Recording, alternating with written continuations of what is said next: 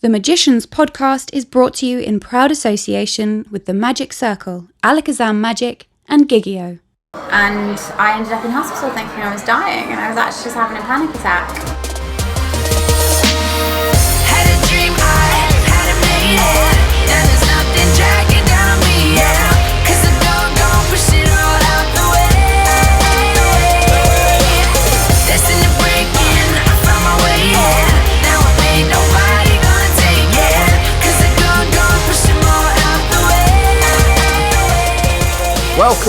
Welcome, my friends, to a brand new episode of the Magicians podcast. Richard Young here. I hope you've had a fantastic week. Huge thanks to all of you who tuned in to last week's episode with Paul Zerdin, the first episode of the new series. I was absolutely over the moon to see how many of you did. And I want to thank you if you did tell 3 friends about the podcast. I know lots of you did, and if you didn't do it last week, then do it this week. I'm trying to spread the word and let everybody know that the podcast is back, and I can only really do that with your help. So if you enjoy the series, if you enjoy tuning in, please let your friends know that it's here. Also, I just want to quickly mention the ongoing crisis with the Magicians podcast Instagram page. It's still a disaster, ladies and gentlemen. Nobody's following it. If you've got Instagram, get yourself on there and give the Magicians Podcast a follow. It's just at the Magicians Podcast.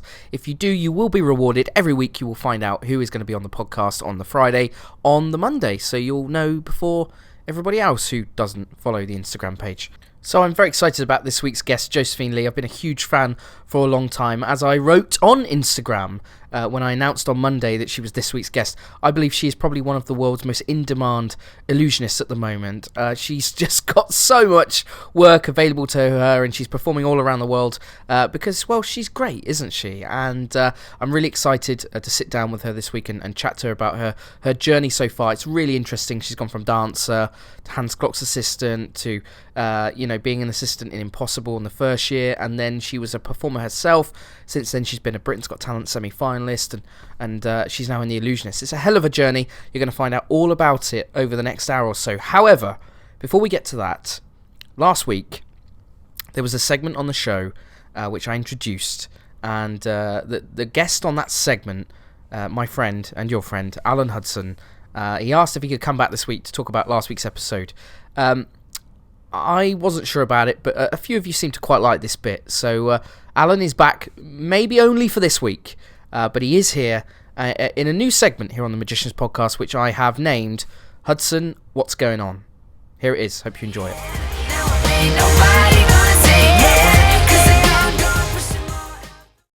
Alan Hudson, what's going on? Richard Young, what's going on with you? Where are you? Right now, my friend, this week I'm in our final. Let me guess. You're doing KFC staff party. No staff party. We covered this last week, so we sort of didn't really mention. So I should probably mention now. So I'm in a touring magic show called Champions of Magic, and we've been going around the USA for the last sort of year or so, on and off. And we're just completing our longest tour. This is a 10-week tour. And we're just coming up to the start of week 7 now. The final 3 weeks of the tour, we're going to be here, which is I'm in Toronto, in Canada. Oh, that's brilliant! And you're doing big theatres, aren't you? Because I've seen pictures of lots of empty theatres. You do get people coming to see the show as well, right? Yeah. I do a little thing on my personal Instagram page. I've done it for years. Whenever we've toured, I always take a photo during the afternoon of the empty theatre because I don't know, I just quite like it. It's very dull actually, but so we're here in one theatre for the next 3 weeks, which is going to be the longest run this show has ever done. We're at the Bloomer Appel Theatre, and we open on December when this goes out, we would have already opened, and we're there until January the 6th. And it's crazy. We've got a schedule like some crazy Vegas show. We're doing 3 shows a day most days. And how many are in each show? So it sounds crazy because it isn't small, but for our show, it's a 1,000 seat venue, so it's a fairly small theatre for us, and so hence why we're doing so many shows. So we started off with 24 shows, it got moved to 29 shows, then went to 34, and then this week they just added the last few. We're up to 42 shows in 19 days. So it's going to be crazy. Wow. Yesterday I did a gig for 9 people at Sea Containers in London. Did you? I did, yeah. How'd it go? It was good. It was very good. But yeah, 1,000 people a show. Wow, that's That's some gig, isn't It's it? actually Because it's Blackpool gonna be great, I Blackpool think. Opera House, right? That's like 1,500, isn't it? Something like that. And then no, that's 3,000. That's the biggest theatre in Europe, I think. I could be wrong. Someone told me. oh, is it? once. Okay. The Blackpool Opera House is one of the biggest theatres in Europe. It's massive. So yeah, no, we're in a fairly small venue actually. It's 1,000 seats. Yeah, tell me more about the Christmas party though. That's much more interesting. No, I was only making the comparison that I did a show for 9 people, and you were doing you were doing 30 shows for 1,000 people each. It's going to be pretty good. Do you know what? This is the last podcast before Christmas, Hudson. So Merry Christmas to you and your lovely wife. Merry Christmas to you. Merry Christmas to everyone out there. I see you got Hudson back again to start the show, didn't you? To kick things off. It went down well last week, didn't it? So people liked You've it. been getting messages, have you? To say get Hudson know back I've on? been getting messages. You've been seeing them. I'm pretty sure you've been getting people to send them, but it's fair enough. I enjoyed it, so that's why you're back this week. Anthony Owens sent a message saying Hudson, best bit of the podcast. Did he really say that? No offense, Paul Zerdin, but Wow, that's something as well. it was something like that. I'm paraphrasing. It's something like that. I think so we're going to reflect on last week's episode. Did you get any We are, feedback but on the conversation about leeches or? No, not really. I've not spoke to anybody, to be honest. I've been busy leeching. Oh, So, there we go. Well, one thing I didn't ask you about is, do you know when you... So this was like... Last week was the first week, but the one before that was the Edinburgh interview, wasn't it? That was like Yes. the special. And then you interviewed Piff, didn't you? Now, I did. how did you feel that went? Well, so this is a time to tell the truth, actually. So I have to take some Because responsibility. I've got to say, Jez Rose didn't like it, did he? He didn't like it. No, he didn't. I remember that. And Jez has been on this podcast, and Yeah. you know, there were some people who didn't like the Jez Rose podcast. So you know, fair's fair. But I like Jez, and I respect his comments. He didn't like the Piff thing, so it's my fault, basically, Hudson. So I was. For anybody that didn't listen, basically, it was very sort of antagonistic, wasn't it?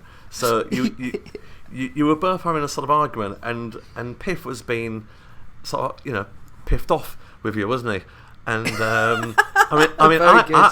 I laughed all the way through. I thought it was hilarious, but I know John from years gone by. We used to do gigs together and stuff, and I know what it's like, and I know that that's not his genuine character. It is slightly, it can be slightly like that, but it wouldn't normally be like that unless something else had sort of gone on, right? So Yeah. So I know that it was all partly for show, so I enjoyed it, but others Yes. didn't like it. So you were going to say you come in clean, which you told me about this. Yeah, so exactly what you just said. Some people didn't clock that it was just John and I having some fun.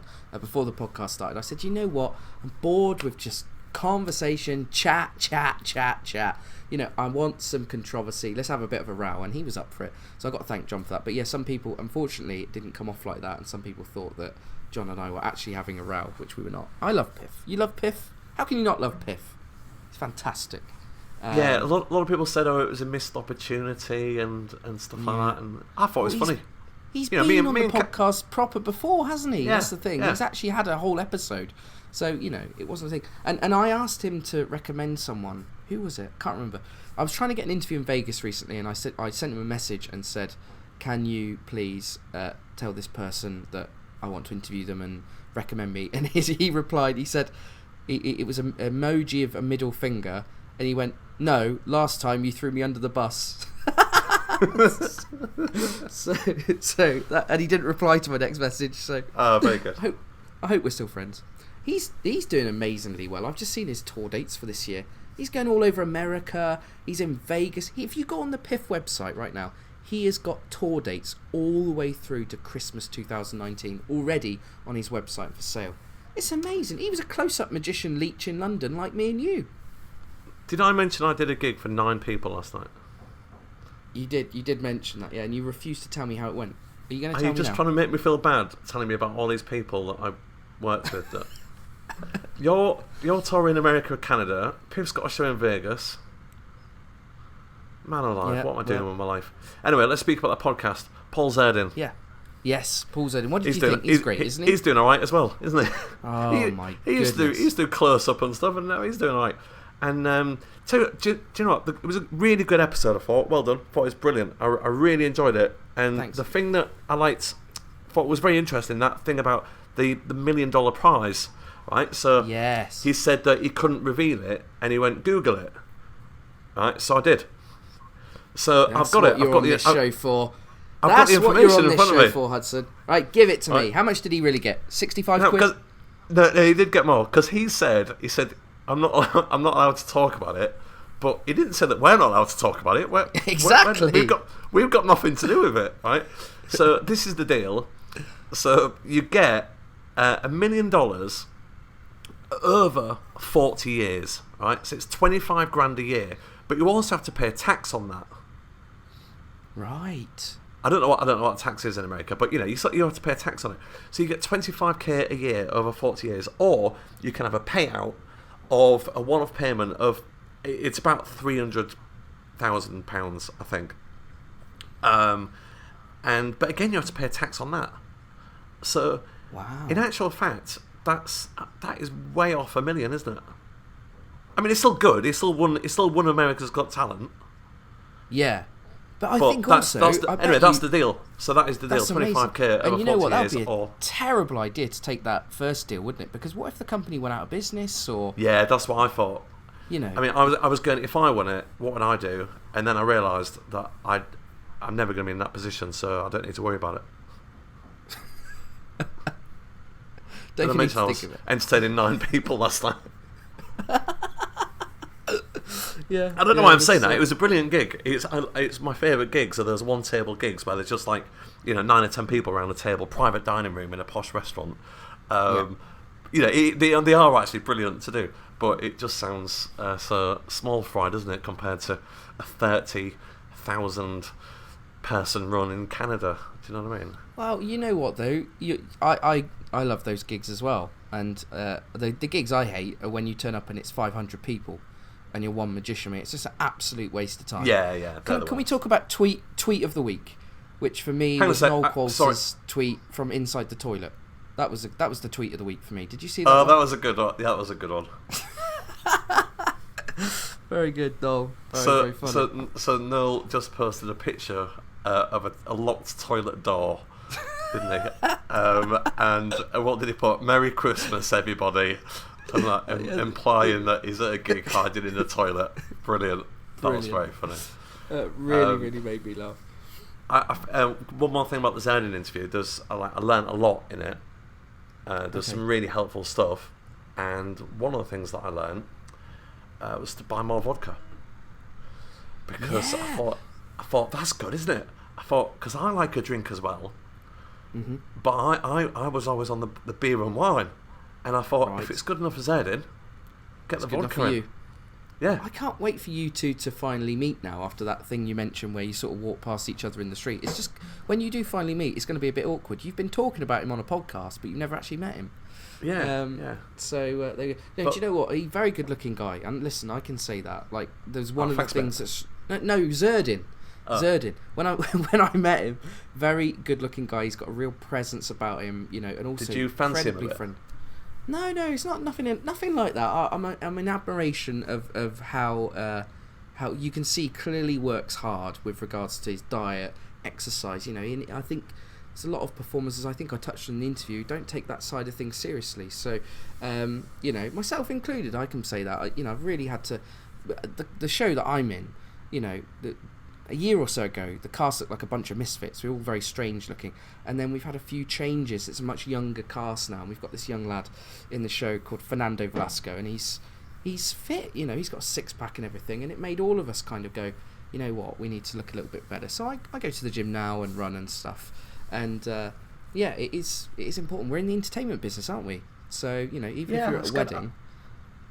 in the summer, absolutely. I'm doing that as well. I realise that as I'm getting older, I need to get in better shape, so I'm trying that as well. I didn't realise Champions had a cast turnaround.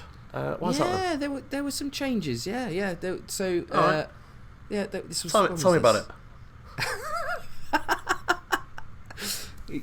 Well, yeah, I can't really say a lot. So Edward Hilson, one of my best friends in the whole world, love him to bits. He just left the show. It's fine, just all lovely. You know, thanks for everything. He left. Faye Presto. Yeah, maybe that story will be on the podcast one day, but it's not going to come. Okay. So there we go. What's your plans for Christmas, Hudson? Are you going back up to Hull? I wonder if you're going to get that email again this year.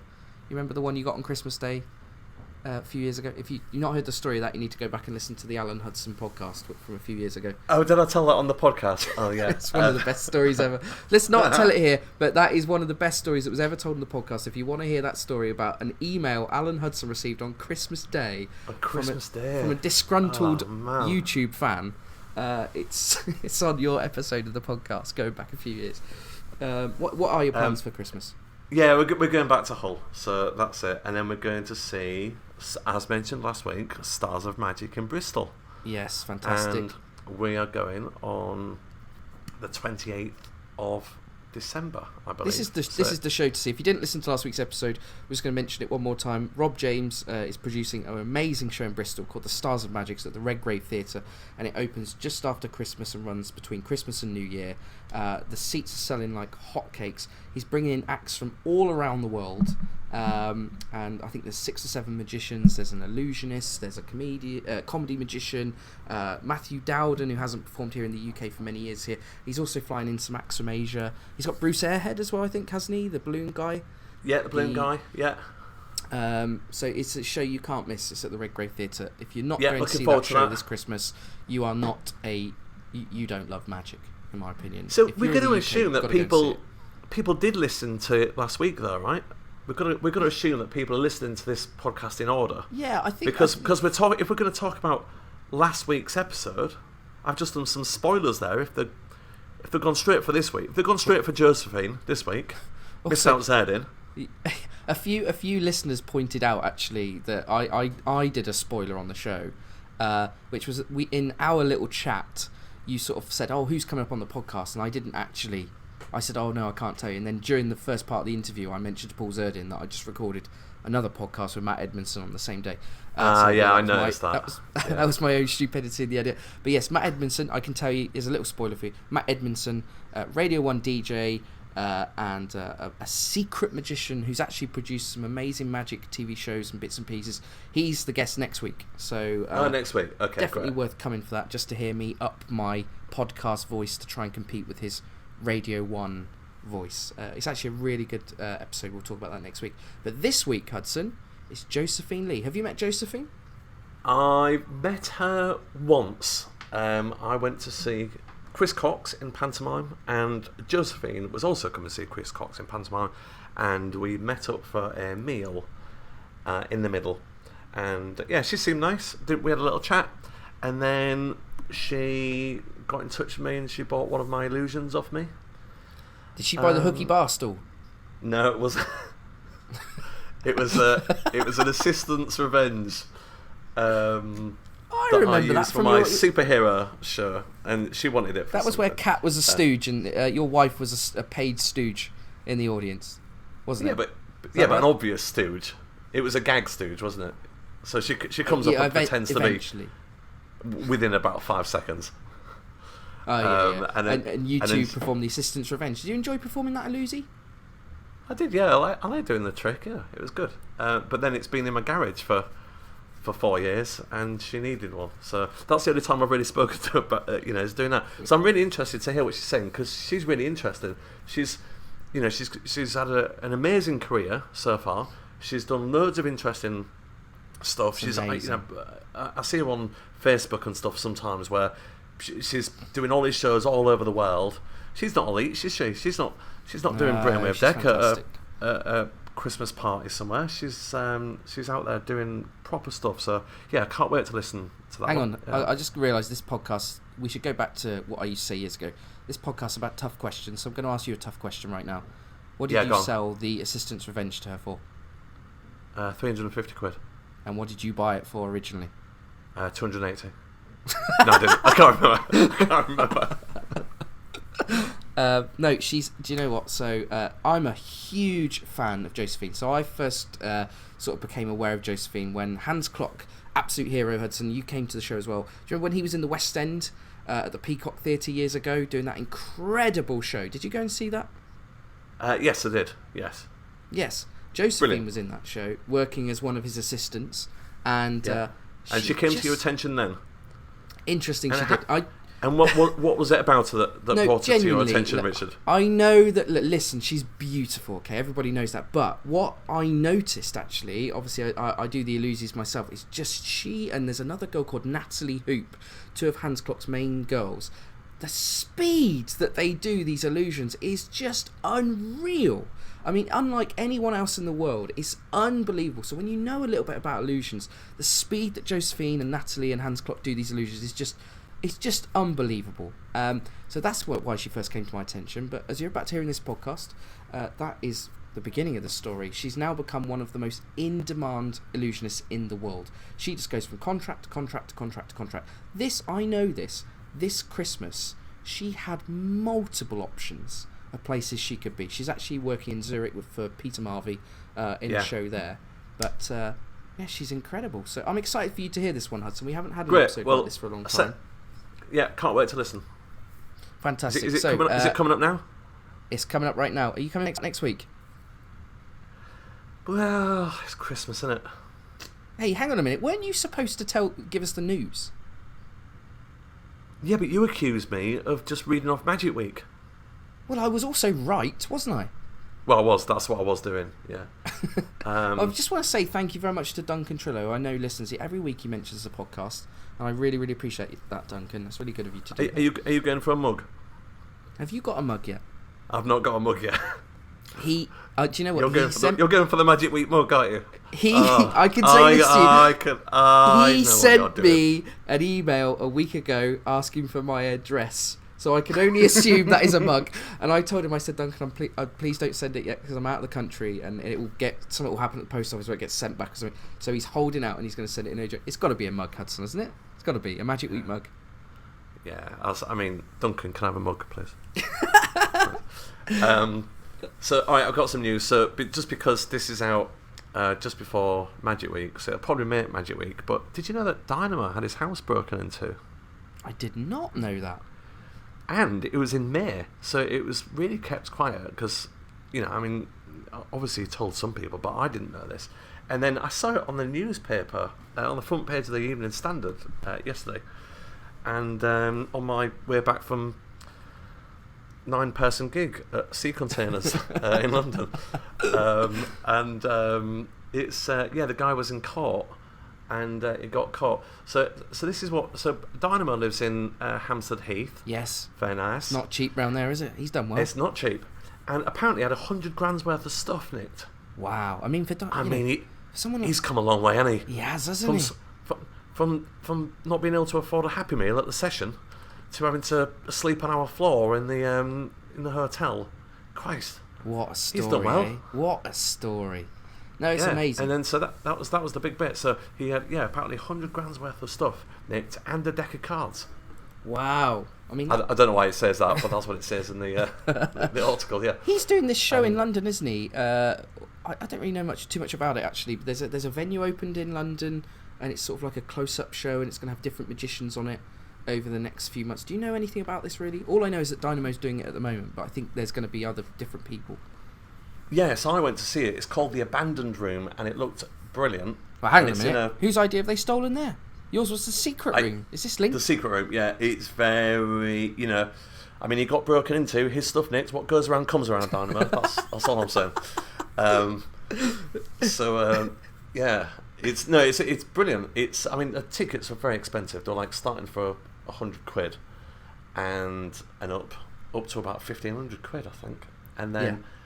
It's a chance to see him doing a very small scale show. It's almost like a fringe venue, like an Edinburgh Fringe type thing, and it was an interesting show. I saw it very early on, so it hadn't been fully sort of fleshed out yet. But there's some really good bits in it, and the audience really liked it because usually if you get to see Dynamo now, you're seeing him in a big arena, right, with like 5,000 people or whatever.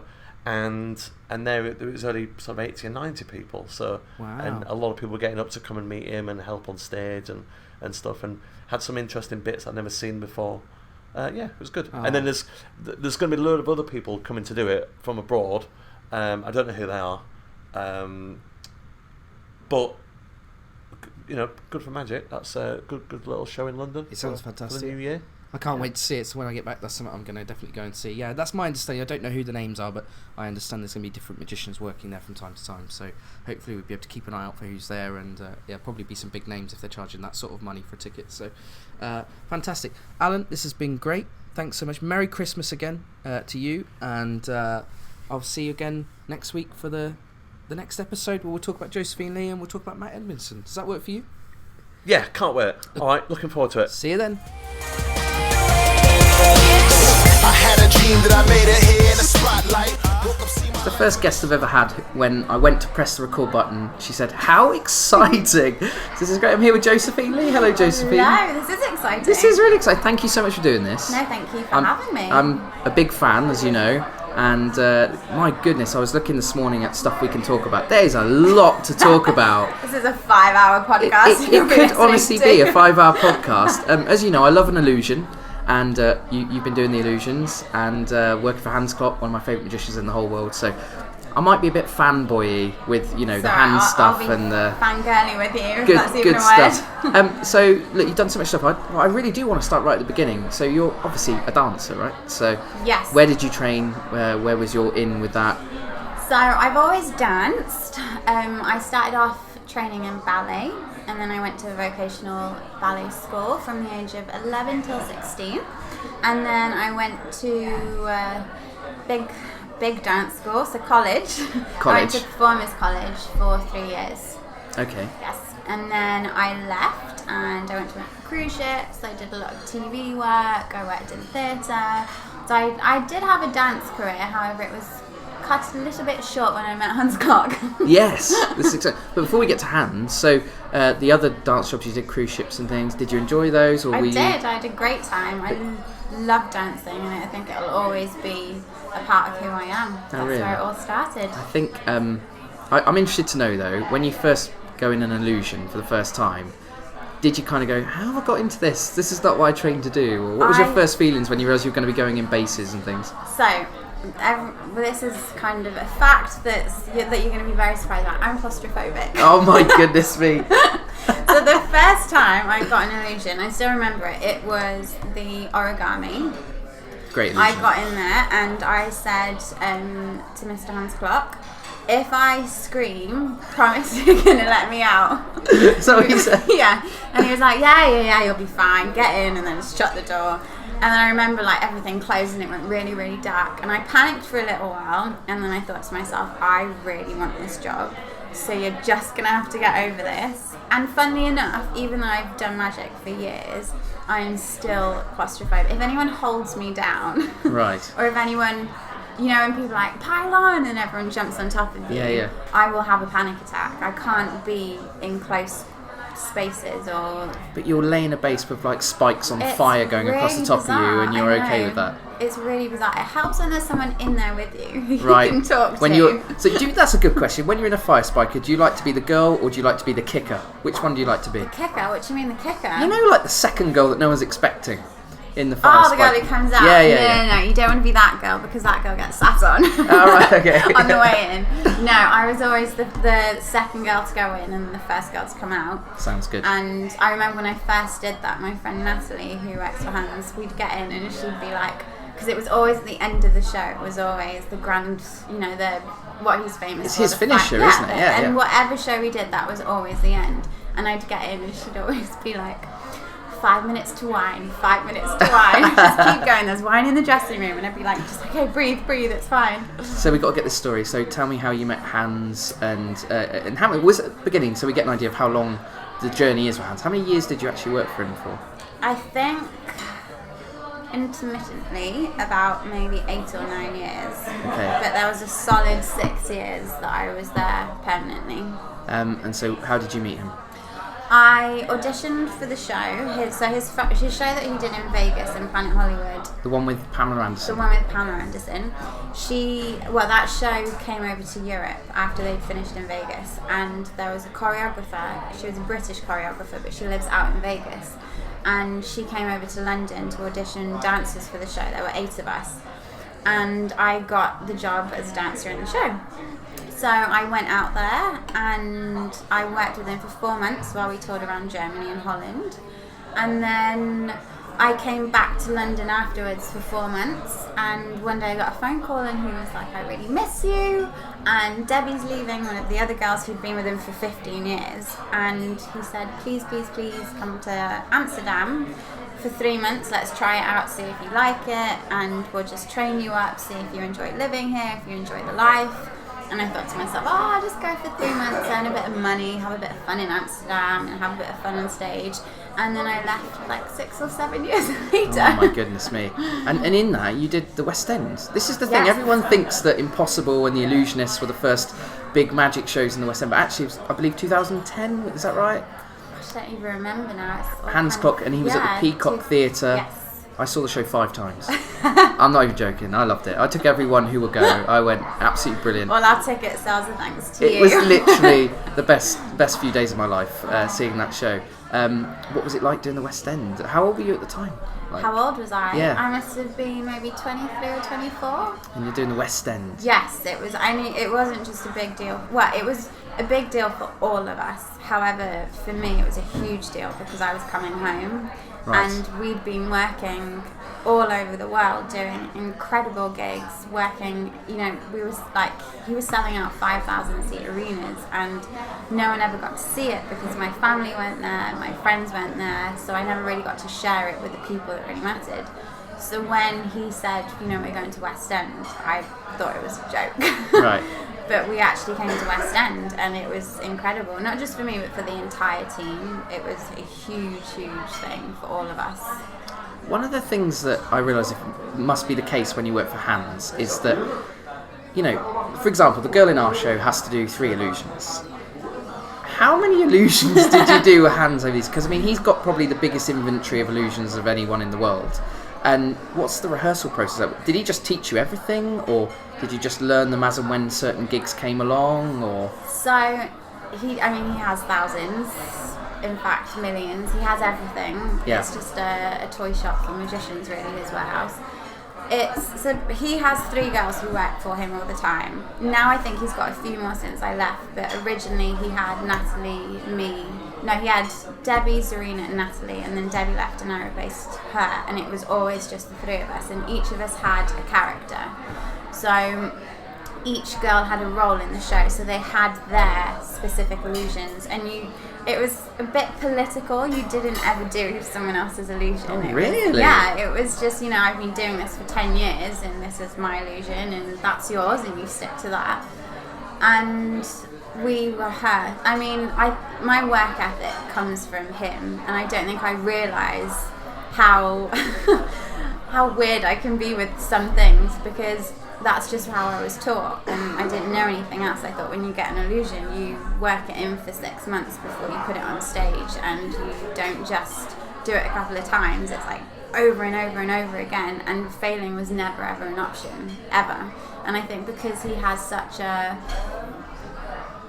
big reputation, it was kind of like it was, for us, it was very, very hard, because you felt responsible that if you ever went wrong, you made him look bad, and that just wasn't acceptable. Sure. So we rehearsed a lot. But come on, there must have been nights when you do year after year where a few things go wrong. Do you know what? Honestly, it never happened.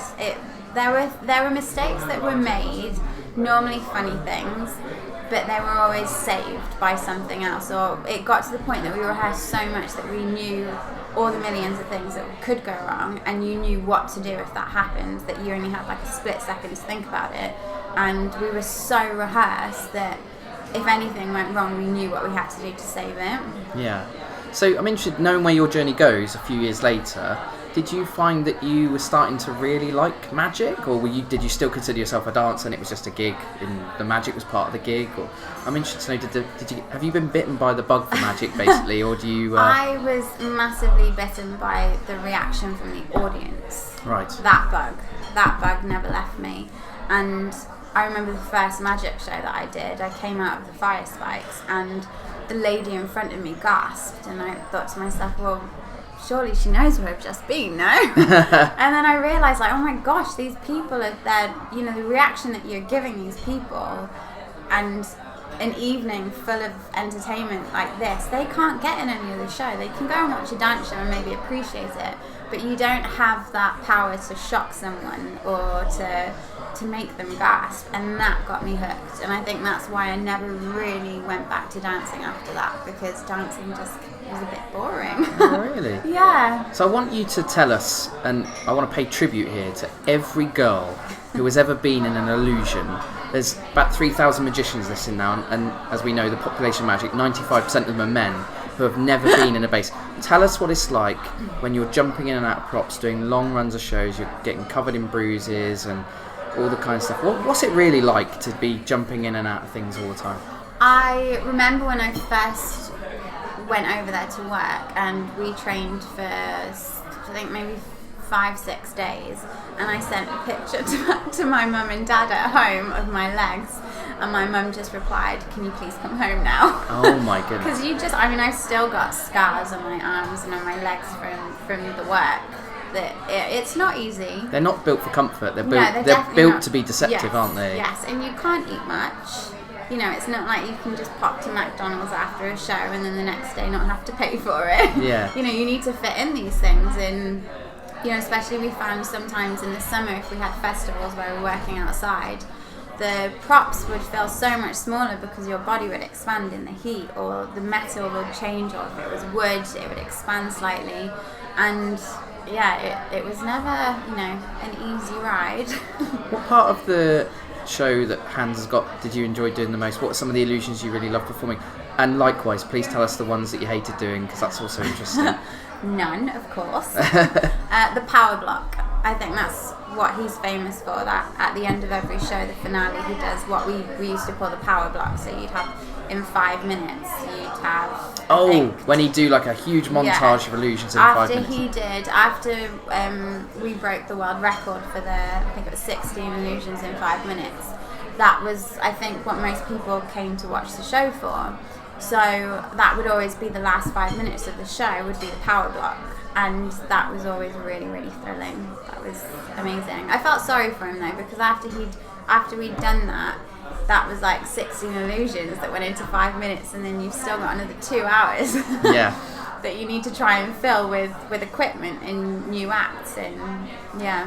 How does this all change? How do you go? I think this is the bit everyone's dying to know. How do you go from being Hans Klok's, one of his top assistants, to Josephine Lee, Illusionists, in the Illusionists and Impossible? Where did that transition? When did it first come about? Even the idea of it, was it your idea? Did someone put it to you? It was kind of a mistake. Okay. I kind of fell into it actually. I'd never intentionally gone out thinking, okay, I've left working for Hans now, I'm going to go off on my own and do my own thing. I'd done a couple of shows, and I'd had a couple of producers watch and had approached me afterwards and said, you know, there really aren't any female illusionists out there, and there's a real niche in the market for this. Was this ever something that you've considered to do on your own? And for a couple of years I thought to myself, like, of course not, you know, magicians have like practiced from the age of 3 all the way up till now, like how could I do it, you know? But I think I maybe dismissed the 8 years experience that I'd had with Hans actually meant something. You know, I'd actually been in training up until that point, maybe for this point in my life, to then step out and try and do it on my own. And then I did Impossible. The first year when we did it in West End, I was working as an assistant. I got the job as an assistant in the show. And then the next year when that came around, from the year before, I think there'd been quite a lot of criticism in the media about how it was only male magicians. I mean, they said it was misogynistic, yeah, didn't they said it was very chauvinistic. Men putting girls in boxes and things. Which I don't really agree with. I think that's just, British media liking to cause, they wanted to cause a bit of trouble, I think. I think that's just the magic. That's the culture that we have in magic, and I don't think anyone stops anyone from doing that. It's not like the men have to do this and the women have to do this. Just it's never, women don't seem to have that much interest in magic, I think, than men. So I find that really interesting. So you don't, it's 2018. Yeah, no. You don't absolutely. see any issue with a man putting a girl in a box and putting swords through it or sawing her in half or anything? I don't. I think if you want to be a female illusionist, go out there and do it.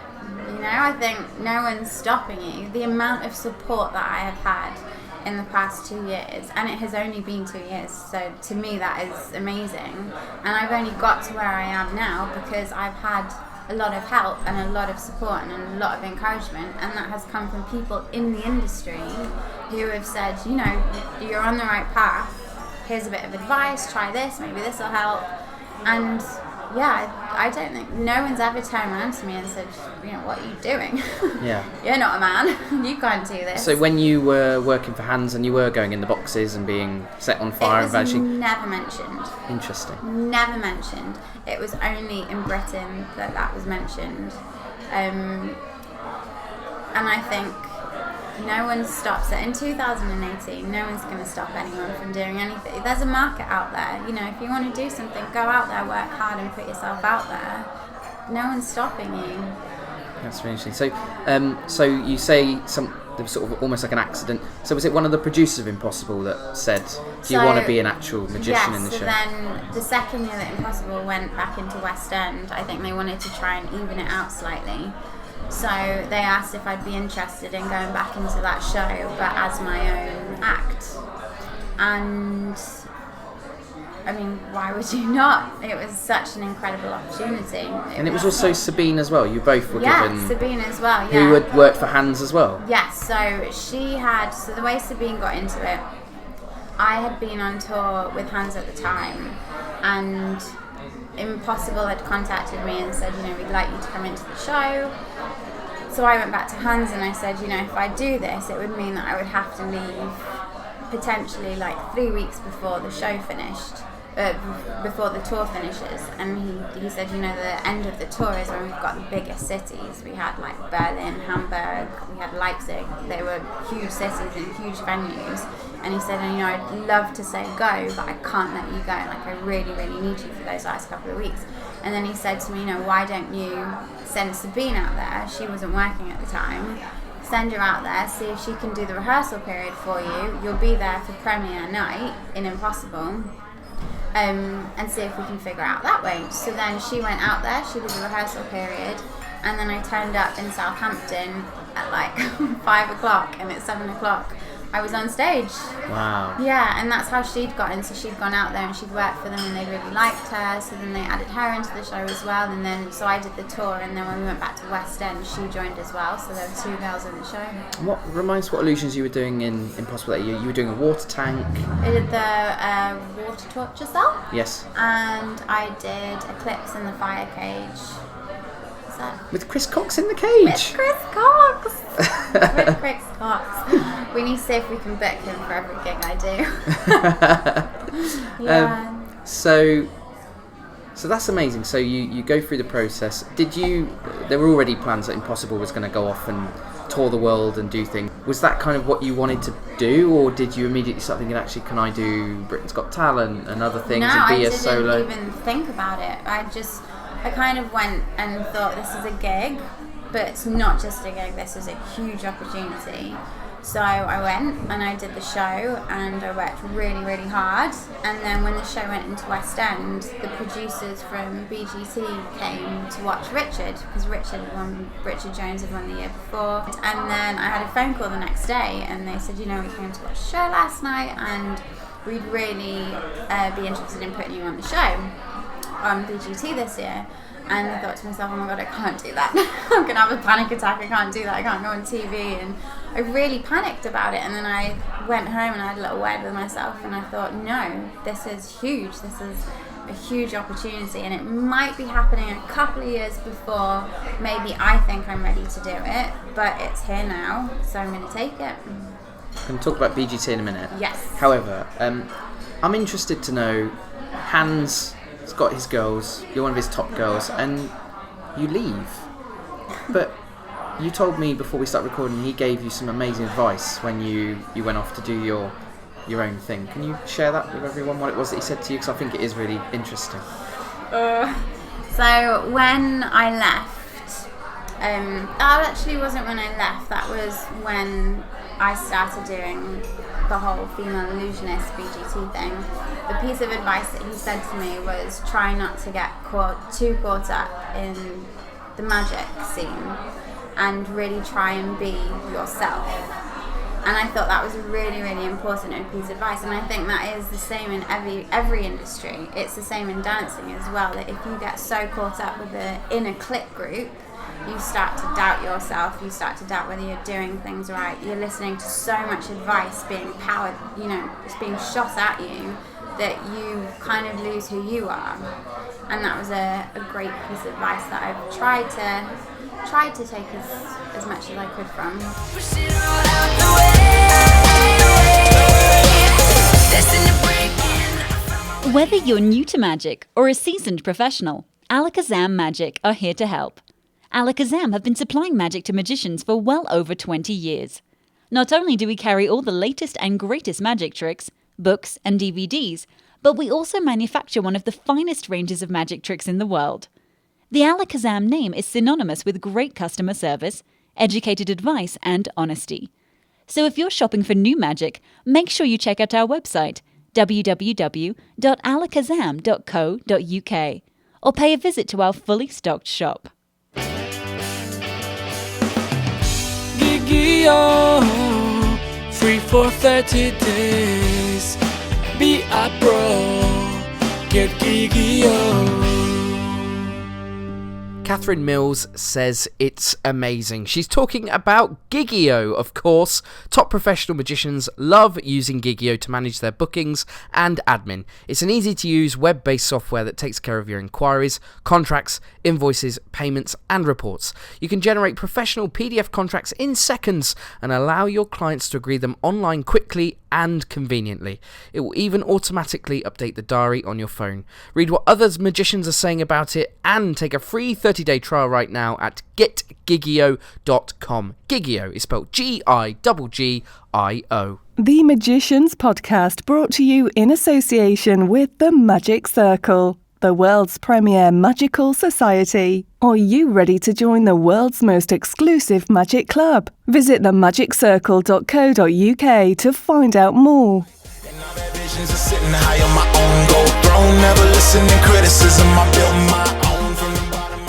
So I think every magician who's in a show like The Illusionists or Impossible, they do have a circle of people who they trust and they work with. And of course. do you mind sharing who it is you work closely with, who you get advice from, who you talk to when you've got a new piece of magic? Yeah, I had a lot of help with the floating ball act that I did for BGT. Jonathan Goodwin came up with pretty much the concept for it. And then, so he helped, and then Hans helped me. He built the box. He helped with a lot of the methods. And then as I've gone on from there, I've had a lot of help from Luis de Matos, who's been fantastic.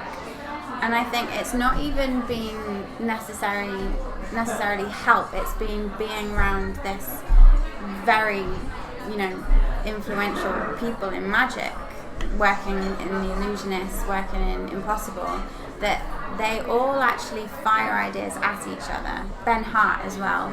I'm not going to miss that. Ben has helped me so much. He's been fantastic. And when you're around these people, it just seems natural that they're always talking about magic. They're always talking about how they can make their acts better. They're always, watching sometimes from the side of the stage, and they say, actually, why don't you try that tonight? See if that works. See if you get a better reaction from the audience. So I think it's just been from being around good people.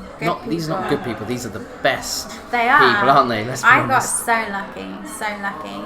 And sometimes I've, doubted whether maybe I should have. I think that's what's happened to me, is that I didn't work from the bottom and work my way up to the top. I ended up going, I'm a female illusionist. You're in a West End show now. Yeah. Now you're in the Illusionists.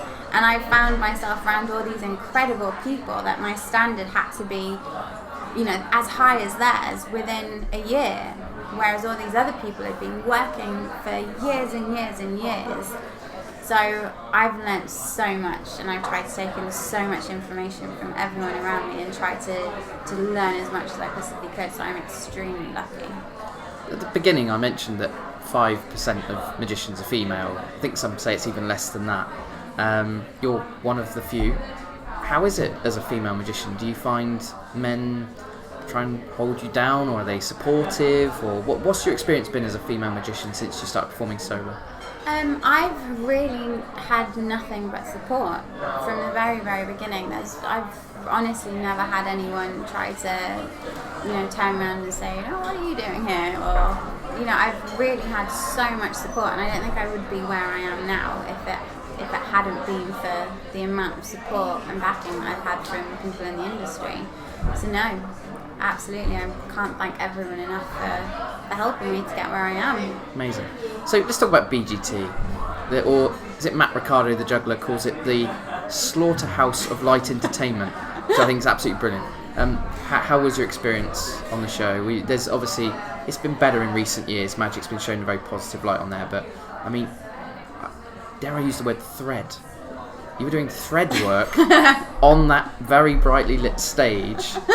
How does that work then? Why did they not show that? I think sometimes naivety is a wonderful thing. Right. And I think if anyone asked me to do it now, I'd run a mile. I think I didn't know enough at that time, which worked in my favour. However, I'd created that for BGT. We went in there with an idea and we were like, we can make this happen, and they were like, great, sounds fab.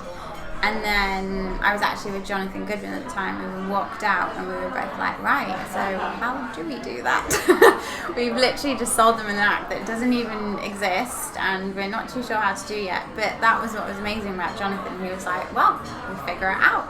So we did. And it had never worked. Never ever worked. I cried all the way up to BGT in Blackpool going, why am I doing this? This is going to go terribly wrong. And the only time it had ever worked, the first time it had worked, was on stage in front of the panel. My goodness. But I just went out there thinking I have nothing to lose really. I mean, if this goes terribly wrong, I'm just going to pray that they're not going to air it. And so you didn't even have the deal, like, if this goes, because I know some magicians have had the deal where if it doesn't go well, they don't show it. So you didn't have that? I'd sat down and I'd had a couple of meetings with the producers, and I'd definitely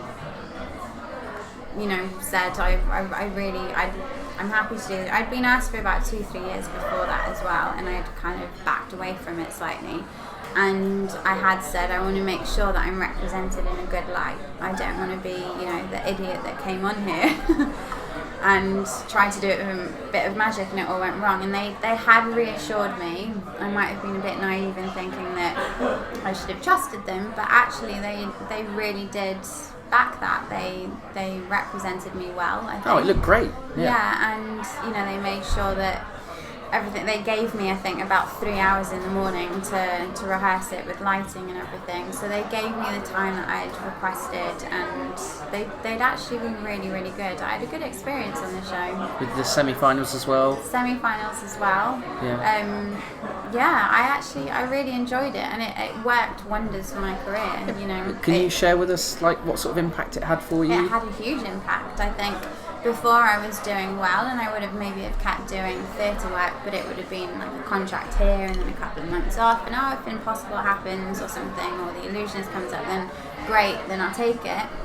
Whereas when I did BGT, it just opens up a whole platform for you that isn't possible to create on your own. I mean, overnight you go from being a no one to the entire world is seeing you. I mean, I've had inquiries from countries that I didn't even know existed.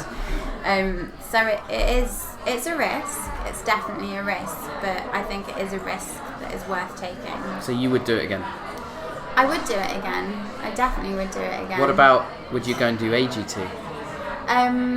I have actually been asked. Oh, the Magicians Podcast has got an exclusive. We've It's got an exclusive. It's not an exclusive. I'm sure there's a lot of people out there who they've shown interest. I wouldn't say I've been asked, but they have shown interest over the past few years. But I didn't want to go with the same act. I want to go with something that's new.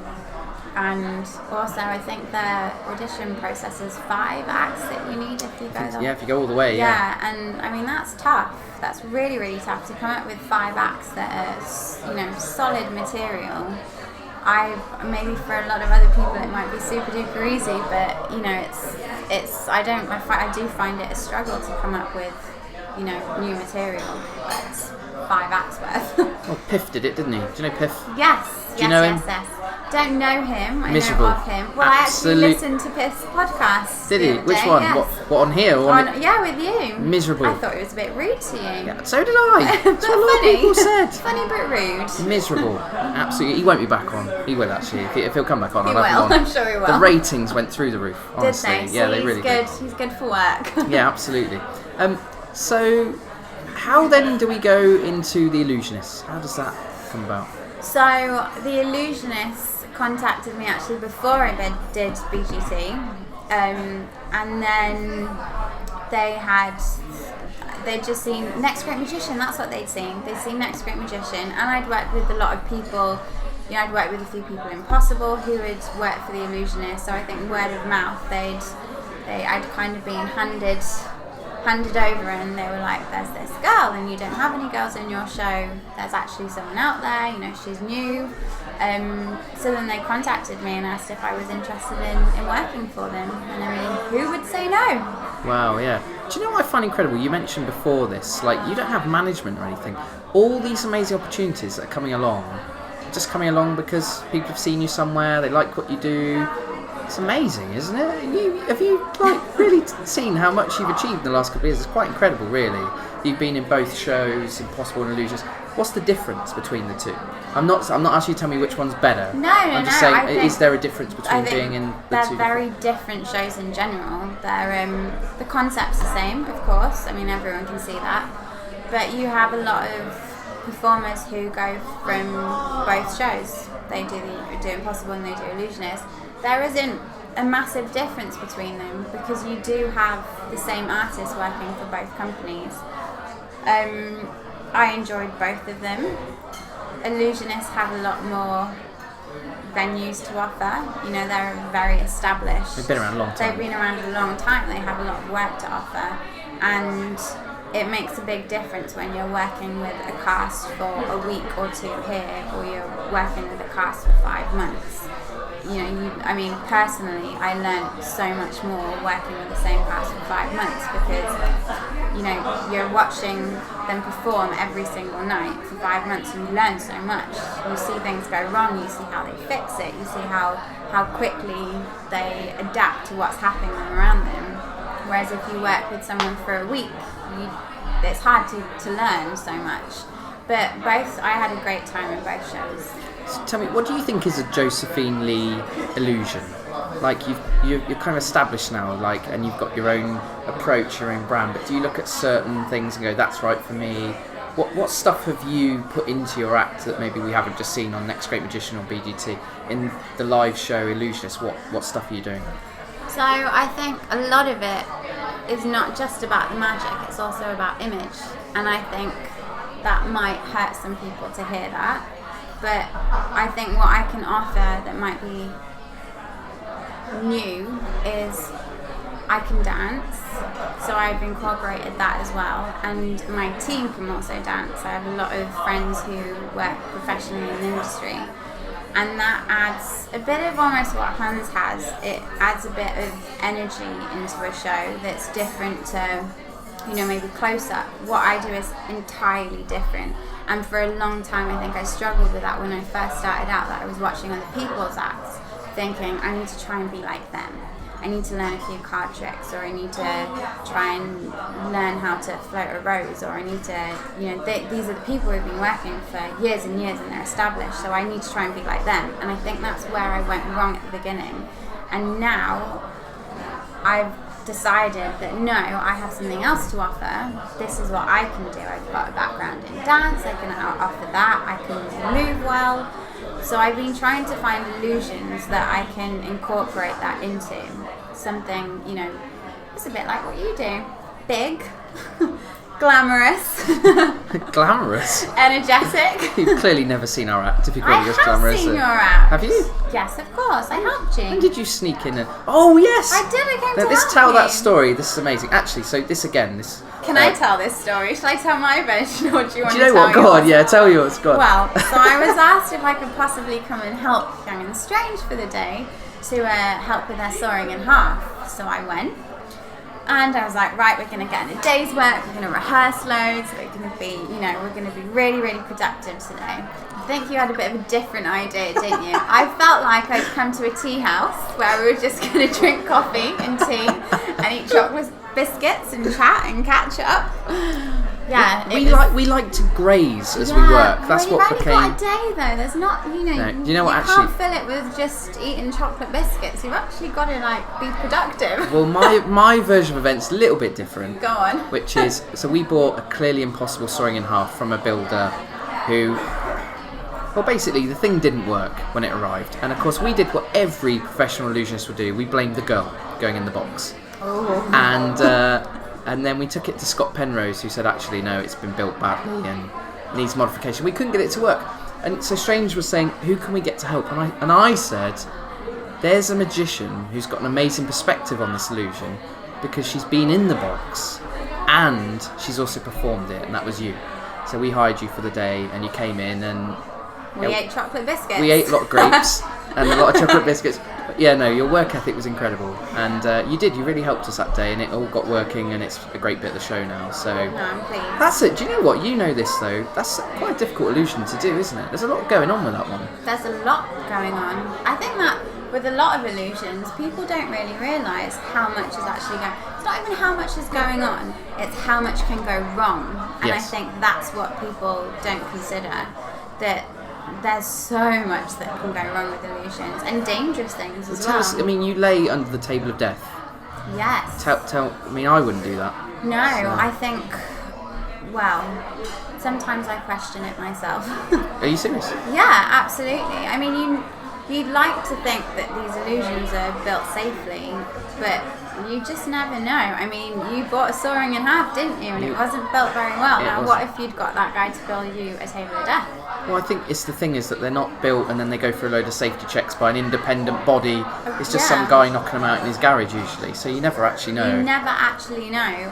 And I mean, there's been silly mistakes. When I worked with Hans, there was a lot of things that had gone wrong. Silly little things, like one of the girls in the fire spikes, who worked with him before me, the girl that I replaced, she had her stomach burnt because they had a new technician who put a little bit too much fuel on, and it just blew up. So as the spikes went past, the fuel dropped into the trap and then just blew up, and they were stuck in there, and she Oh burnt my her stomach. goodness. I mean, what else is there? Zarina, she cut her finger off once while she was in a cage with a tiger. And she's Russian though, and she finished the entire show. What a trooper. Just gonna add that in there. I heard, is this true? I heard recently, I'm a broadcast journalist, I don't know if you know, so I keep my ear to the ground, and I heard that recently Hans hurt his foot on... Yes. It was a table of death type thing, right? Yes, he did. Where did you hear that? You were good. Thank you so much! That is very good. Do you know, actually, How did genuinely, you get that information actually from genuinely Holland? don't know. I do not Yeah, recall how I no, know he that. did. He hurt his. He did. The spike went through his. Well, they didn't go through his foot, but the whole thing collapsed, and his foot was like maybe a couple of centimeters out of line, and the whole thing smashed down on his foot. And luckily, he didn't break it. But I mean, he couldn't walk for a long time. So, what illusions do you like doing these days?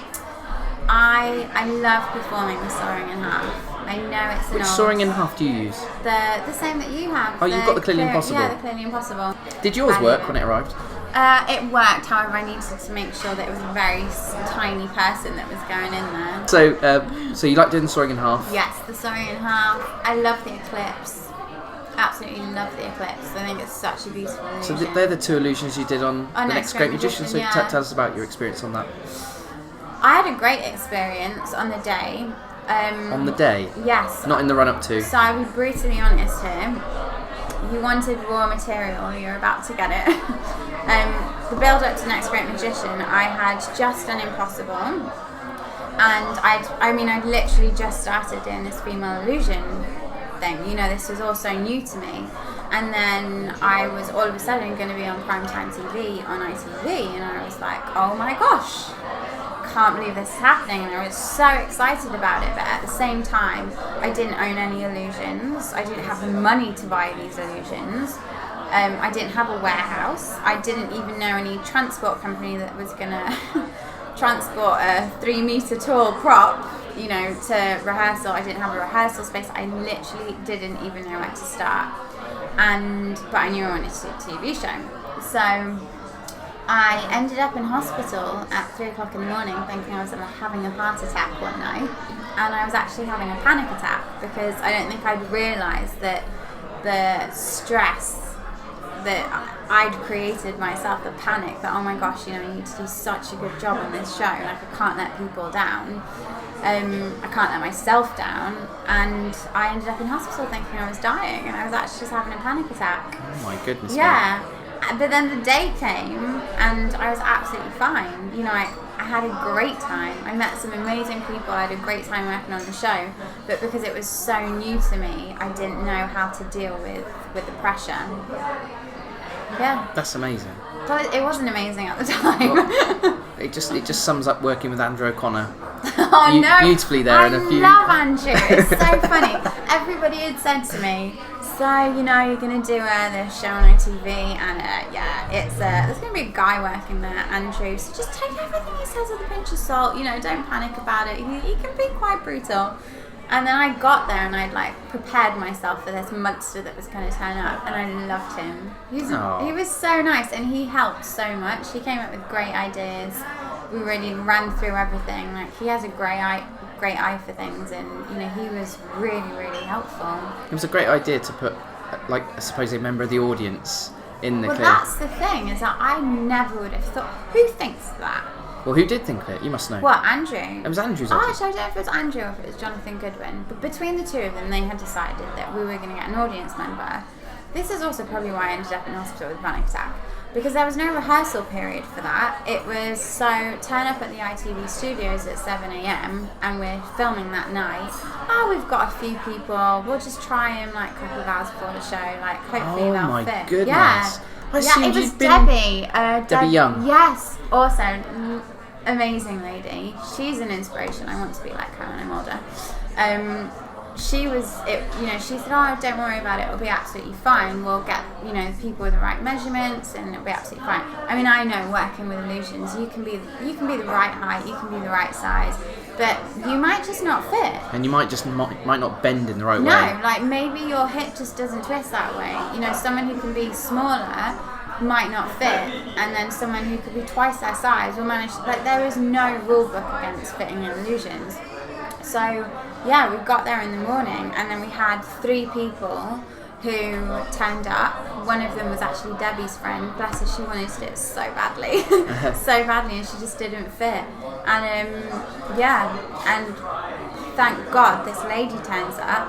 But then the poor woman was like, guess I've got scoliosis on my spine, so I can't turn my head to the right. And I'm thinking, oh my God. It's not an easy one to do, is it? No, not at all. And she did it perfect, and she was so nervous, which made me nervous, but she did it so well. But now I sell it to corporates. Okay.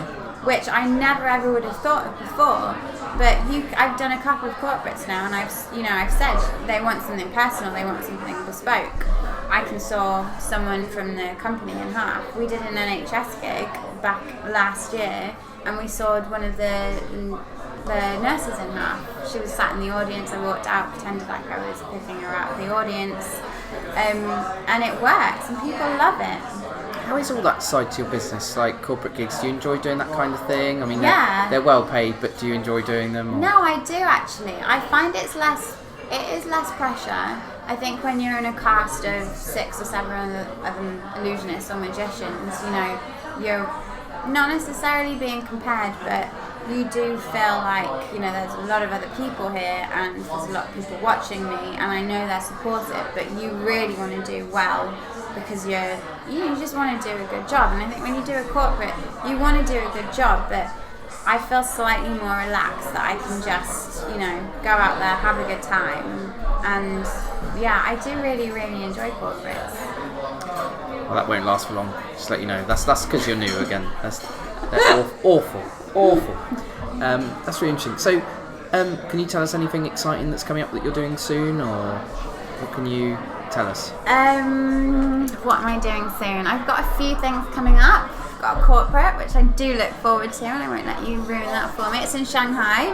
Wow. So we'll Hey, look so forward to tell me this actually. So you've mentioned about the equipment. So you've had to go through a period of buying illusions and things. And Yeah, are you owning stuff? Or are you still hiring stuff? Or what are you doing? So for a long time I was hiring stuff, and I am still hiring stuff. However, I'm slowly starting to buy things now. I mean, I had when I first started, you know, doing all of this, it was a big shock to realise that you could pay £15,000 for 2 minutes worth of material. And then you have to pay for the flight cases, and then you have to pay for the shipping, and then you have to pay for the import duty, and then it probably won't work. And then you have to pay for modifications. It's expensive. Yeah, it's not just expensive. I mean, it got to a point that I just sat at home and I was like, I just don't understand how we can make this work. You know, why does everyone... I can tell you how we made it work. How? We did weddings. We did close-up magic at weddings, and then we used that money to buy illusions. And we lived with our parents for a long time. That's how me and Strange did it. I did keep thinking, that's the thing though, I sat at home and I was like, maybe I need to learn some card tricks. And then I thought to myself, no, I'm not going to just sit there and try and be like everyone else. I'm going to, however hard it is, if I end up in debt, it's fine. I'm going to push for something that I can offer that maybe someone else can't because they can offer something else. But yes, these bloody things, it's extortionate money. It's just, sometimes it's just silly money. Do you use the word extortionate? Oh, well, I don't even know. It just sounded like a great angry word to It use. was it's a good word. Angry illusion builders. Yeah, I think the thing is, they are, I mean, incredibly expensive, but the guy might only sell 2 of them. Well, that but he is might the spend thing. 3 years dedeveloping the illusion, going through No. 4 prototypes and things. And that is the thing, is that you do have to, and I always will, you have to respect that that's someone's, you know, that's someone's career, that's someone's life, it's their ideas, and you do have to pay for it. But, you know, when someone emails me and says, we'd like to book your 1.5-hour show, I think to myself, right. Is that the dream down the road? I mean, would you like one day the Josephine Lee Illusion show to be on the road and you're doing a whole evening, or are you happy being in ensemble shows for a little while? I think for now I'm happy doing what I'm doing, and I think I'm still learning, just like everyone is.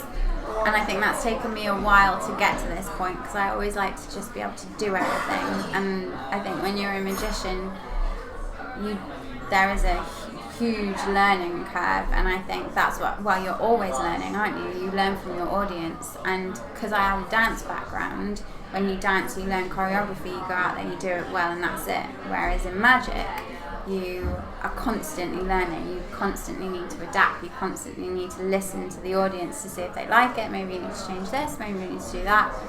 So I think for now I'm happy where I am, and then we'll just see what happens along the line. Do you think you'll ever work for Hans again, even just for like a summer, just as a bit of a, like, you know, payback to the past, or is that sort of behind you now, do you think? I think that will always be there, for sure. I would never ever feel like, you know, I've come too far to go back, because I wouldn't ever see it as going back. They're family, and I think they always will be. And, you know, if he picks up the phone tomorrow and says, you know, come back, I need you to do this contract for however long, I always would, because it's their family, and I enjoy it. I love working for him. He must be quite proud of you, is that fair to say, to see what you've done? I hope so. He's always been really, really encouraging, really supportive. After the first BGT act, he called the next day and he just said, you know, I'm so proud of you, and I can't believe that you've created, you know, great TV magic as well. You know, it's you put something on TV for people to see that's new, which I think is, you know, a huge thing. And yeah, he's always been really supportive. Sounds like an absolute hero. Oh, I love him. Honestly, I've never ever met anyone who's got such a kind heart as that man. He will always put his entire team before him. And I think that is why he's got people who work for him for 15, 20 years, because they're loyal, because he is. Do you see this now as like the thing that you do and the thing you're always going to do, or do you still see it as like a, you know, like a dancer has to accept that a career lasts so many years? Do you think magic's going to be your absolute vocation for the rest of your career, or do you think that you might do something else somewhere down the road? I think I'm going to give it my best shot. I'm very aware that I've been given such a huge opportunity, and I've been given these contracts that, you know, people work for years, and I would never take that for granted. And I think, you know, I will work as hard as I can to make sure that I feel like I'm worthy of that. I don't know if I still want to be on stage when I'm 80. Yeah. Maybe 70. Not 80, but I will keep going for as long as I can. And I think it's not even, you know, I love to perform. That's what I've always done. And maybe dancing is different to magic, but you are still performing. You're still entertaining people on stage. And for as long as I can do that, I think I will. Tell me one final thing. What's it like producing Chris Cox out of a fire cage? I mean, is that the only time he's quiet during the day, right? When he's got to be hidden behind that thing. What is it like? I felt really bad because he messaged me when I was on my way here, and he was like, "Oh, great you're meeting like Richard. Just remember that if it wasn't for me, you two never would have met." And then he said, "Plug me, not too sure." Is that what he's always trying? Well, he's always trying to get a mention on the podcast. Oh, what? Here you go, Chris. Yes, Here it is. It's like a mention. Okay, so it's because he texted me and he said, "Plug me." That's what he texted me. He? No, he didn't. No, okay. But that would have been.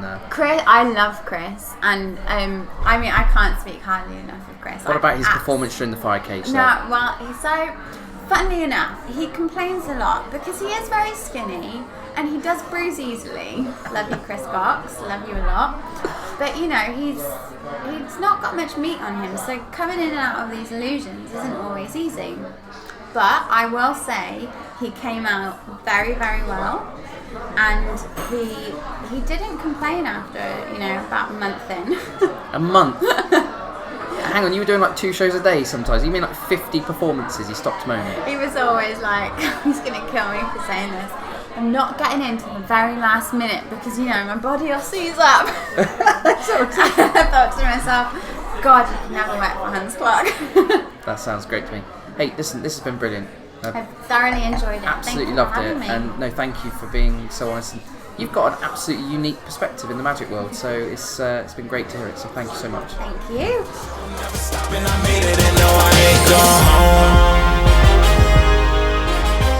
That was the amazing Josephine Lee. Isn't she absolutely wonderful? It was lovely to meet you, Josephine. Thank you for allowing me to interview you, and I hope I get to do it again one day. That's it for this week, ladies and gentlemen. It is nearly Christmas. I hope you have a fantastic time with your friends and family. Hold them close, and remember, our tomorrows are not guaranteed, so make the most of it. Of course, I will be back here again next Friday for another brand new episode of the Magicians Podcast. It will feature television and radio's Matt Edmondson. You don't want to miss it. I'll see you again next week. Have a great one. Bye-bye.